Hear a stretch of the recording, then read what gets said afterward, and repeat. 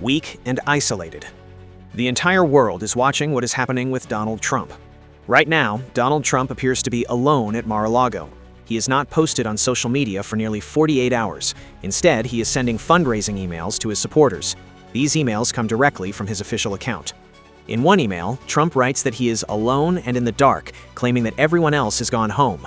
He says he is sitting by himself in a war room with a dying laptop in a countdown clock for an urgent end-of-year deadline. The message asks supporters to urgently send $47 within 30 minutes, calling it a last chance to help America and prove that MAGA is strong. This email has drawn strong reactions, as many see it as a desperate appeal for money during a time of serious global instability. Around the world, major events are unfolding that require steady leadership. In East Asia, tensions around Taiwan continue to rise.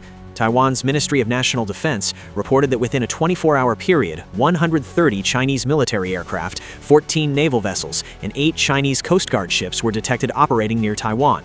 90 of those aircraft crossed the median line and entered Taiwan's air defense zones in the north, center, and southwest of the island. Footage from the same day shows a Chinese Coast Guard patrol gunboat being intercepted by the Taiwanese Coast Guard. Analysts say this is one of the closest moments the world has come to a major global conflict since the World Wars. At the same time, new information has emerged about a previously undisclosed U.S. operation in Venezuela. Reports now indicate that the CIA carried out a drone strike earlier this month on a remote port facility along the Venezuelan coast. According to sources, the facility was believed to be used by the Venezuelan gang Tren de Aragua to store drugs before shipping them by boat. Officials say no one was present at the site at the time of the strike and there were no casualties. The details were not shared with the public when the strike occurred. Different branches of the U.S. government later appeared to distance themselves from the operation, with confusion over responsibility and oversight. International concern over U.S. leadership has also been reflected in foreign media.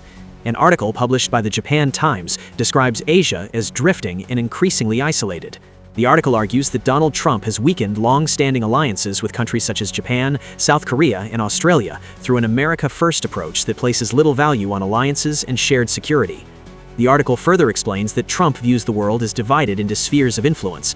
In this view, the Western Hemisphere belongs entirely to the United States, Europe falls under Russian control, and Asia is left to China. Critics warn that this perspective threatens decades of diplomatic relationships and regional stability. These views were visible during Trump's recent meetings with Ukrainian President Volodymyr Zelensky and Israel Prime Minister Benjamin Netanyahu. During the meeting with Zelensky, Trump repeated Russian talking points and suggested that Vladimir Putin wants to help Ukraine, a claim that contradicts statements made by Russian officials who continue to deny Ukraine's right to exist as an independent state. Shortly afterward, Russia claimed Ukraine attempted a drone attack on Vladimir Putin, using that claim as justification to escalate attacks on Ukrainian government buildings. Observers say this narrative closely follows a familiar pattern used to justify further military aggression. Trump later met with Israeli Prime Minister Netanyahu, where he referred to himself as a wartime president and expressed full support for Israel's actions. When asked whether he was concerned that Israel was not moving forward with the next phase of a peace plan, Trump said he was not concerned and stated that Israel could act as it saw fit. Trump also claimed that Israel's president had told him a pardon for Netanyahu was on the way. Israel's president later denied ever having such a conversation, stating the claim was false. During the same appearance, Trump shifted the discussion to a new ballroom project at the White House, describing it as massive, bulletproof, and protected from drones, comments that drew criticism for their timing and tone. Meanwhile, developments within the U.S. justice system have raised further questions. A federal judge dismissed an indictment against the TikTok streamer who was shot by a federal agent during an arrest. The judge cited the government's failure to provide body camera footage and denial of access to legal counsel. The dismissal was issued with prejudice, meaning the charges cannot be refiled. At the same time, political attacks have intensified against the Somali community in Minnesota. Claims of widespread fraud have circulated online, often misrepresenting past cases. Analysts point out that the largest pandemic-related fraud case in the state was orchestrated by the founder of a non-profit organization, not the broader community.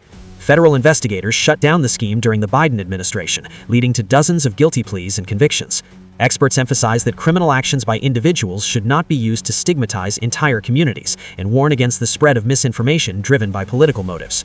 This report is brought to you by Michael Draco.